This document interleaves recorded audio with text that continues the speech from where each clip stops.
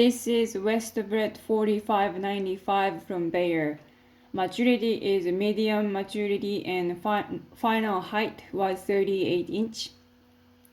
A 38-inch final height was in Wilbarger County, which was a little bit better soil moisture as compared to two other locations we had the same dual-purpose variety trials. It can be a little bit shorter with depending on your soil moisture condition. We were not able to take any leaf rust rating this season due to low disease pressure, but the stripe rust rating was 3.3 out of 5, which was relatively high as compared to other varieties. Forage yield was 85% of test average, or 16-14 pounds per acre. Grain yield was 115% of test average, or 45 bushel per acre.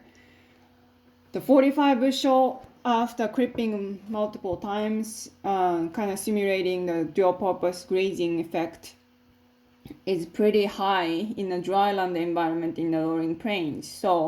And this is second year that the Westbred 4595 performing well as a dual-purpose variety. Therefore, we kept this Westbred 4595 as our watch list for 2020-2021 season.